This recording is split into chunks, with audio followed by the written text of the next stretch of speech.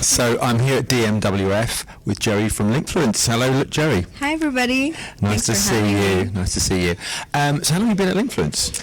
It's been a bit more than a year.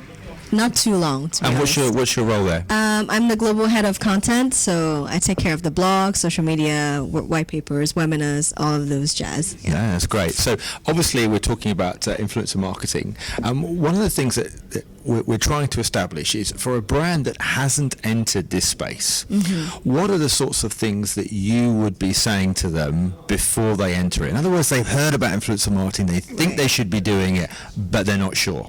Yeah, I think the way to think about it, it's like how, when you're looking for product recommendations or you're trying to buy something, you're always trying to ask for advice, and influencers are kind of there to do that. So like as a brand, an influencer is really a way for you to reach a new audience. So like people who haven't heard of you, they have heard of the influencer, so they build trust there, and they don't trust you, but they trust the influencer. So that's kind of how you want to think about it.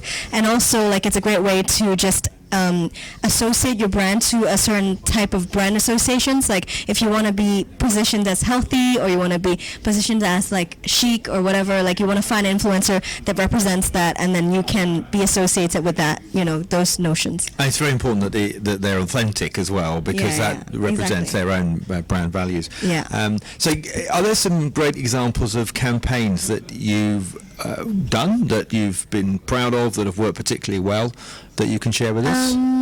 Well, I think there are.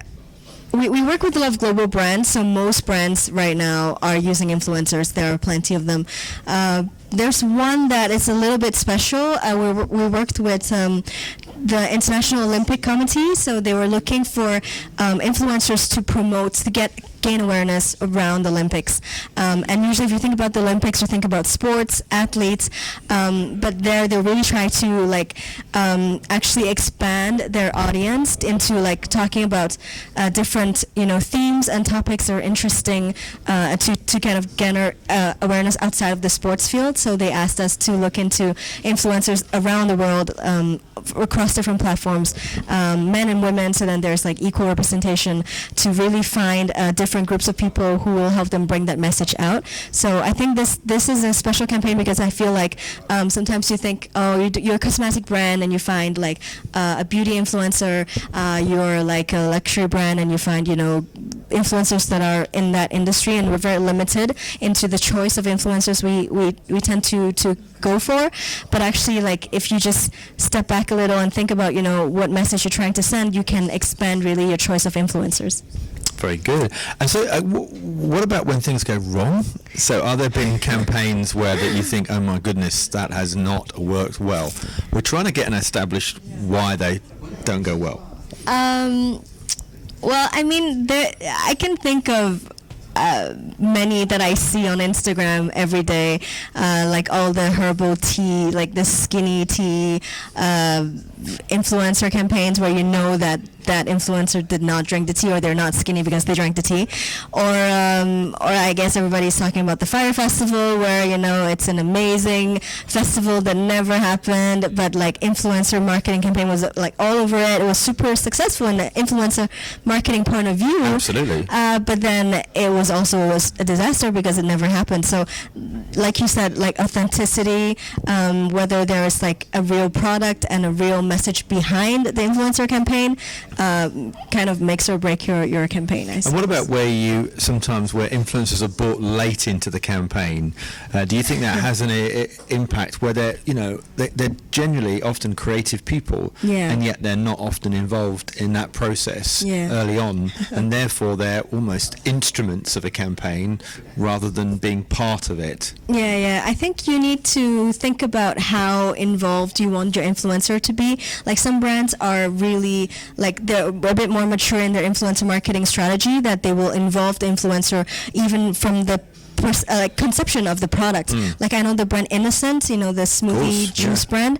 I've worked with their agency on like influence marketing campaign, and they really want to bring in the authenticity with their influencers. So they bring their influencers into like the factories, into meeting the suppliers to make sure that they are really like involved in the whole journey. So then when they tell the story, it's really authentic. And whereas like if you just have this thing and you're like, oh, just send out this hashtag with this promo code, then it's really like just, as you said, a channel rather than a real like authentic partnership. Okay, so then just to finish, what would your 3 tips be for a company that hasn't been in this space, wants to now do it, and tell me why they should do that in 3 clear little tips.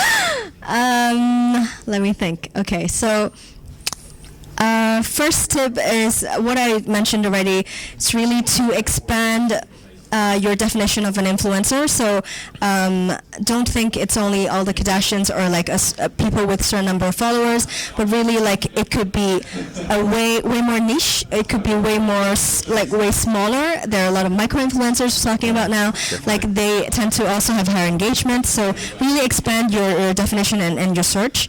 Second, it's really to focus not on vanity metrics, but on behavioral metrics. What I mean by that is don't just think about how many followers or reach the impressions you get, but really like whether your campaign is tied to a business outcome.